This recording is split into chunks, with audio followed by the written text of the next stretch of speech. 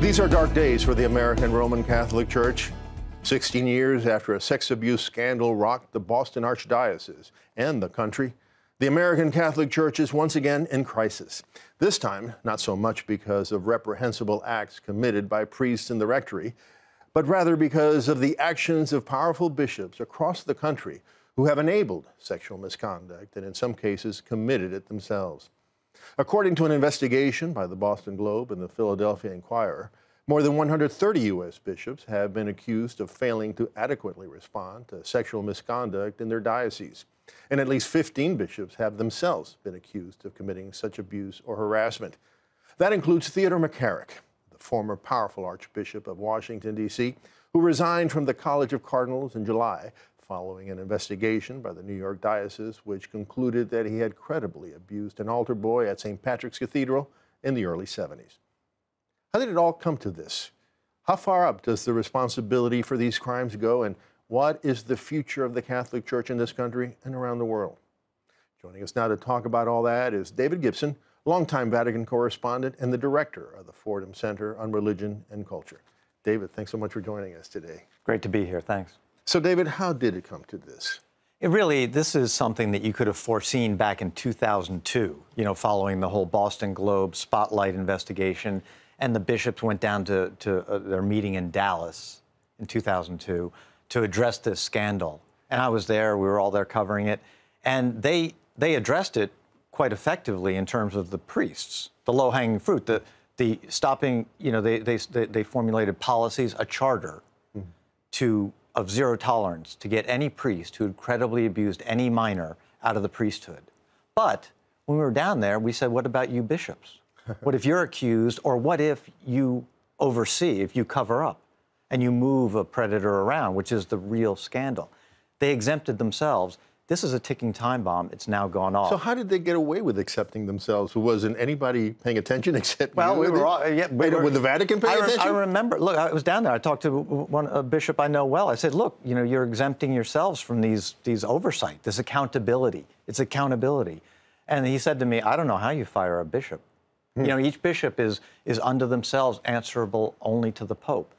The Pope back then, John Paul II, now a saint, and his successor, Benedict XVI, were not into firing bishops. All right, this new wave of scandal began back in June, as we know, when the New York Diocese, as an introduction, released the conclusions of a report that said that Theodore McCarrick, somebody we both knew, had credibly abused an altar boy back in the early 70s. Since then, it has come to light that allegedly he also abused a boy who happened to be the first baby he ever baptized. Horrible. And then after that, it came to light that for years he had been harassing or more seminarians, and that a lot of people knew about it. A lot of people in the hierarchy knew about it, and the Vatican knew about it. How does a man like that rise up to the top of the American Catholic Church? Well, it's really a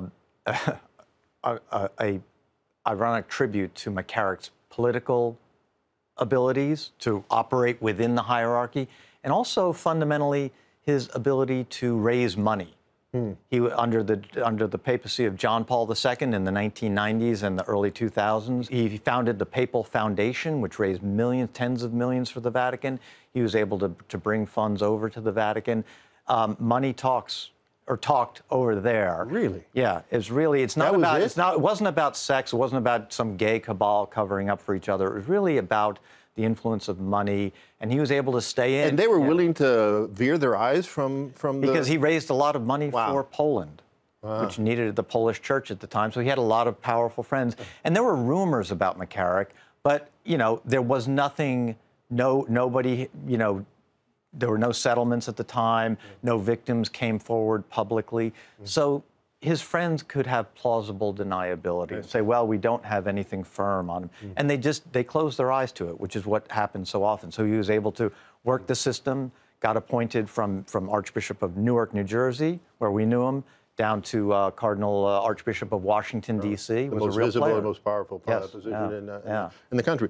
Well, former American Papal Nuncio Carlo Maria Vigano. A nuncio is an ambassador, essentially, for the Vatican.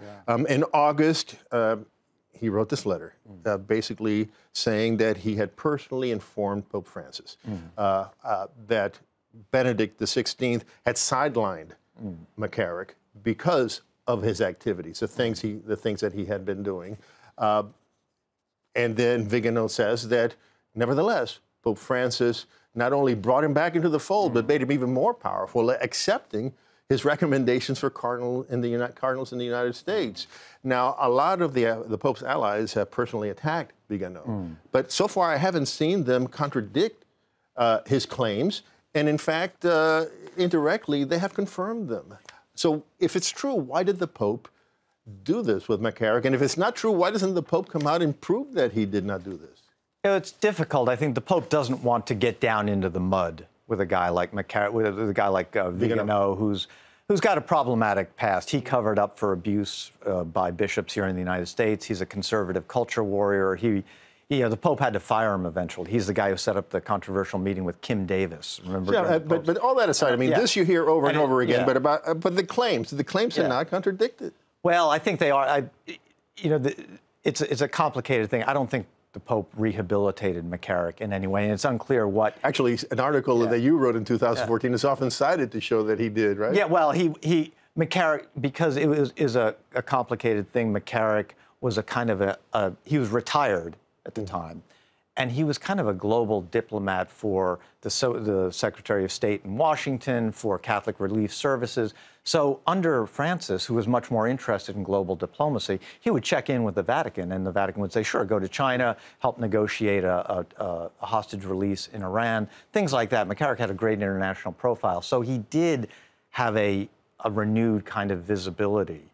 But how much Francis knew about him, and actually what Benedict said, Benedict's own people, Pope Benedict's people said, we didn't issue any sanctions. I know. So officially not a sanction, but it was, they sidelined him. Yeah, and the fact that a guy like McCarrick could continue to operate until, and again, this is key, until the accusation that McCarrick had abused a minor came out, and then Pope Francis acted, stripped him of his cardinal's hat.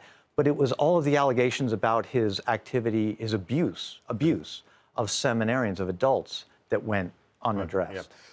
We're short of time, but let me just get into the second shoe to drop beyond McCarrick was the report of the Pennsylvania Attorney General, which was devastating.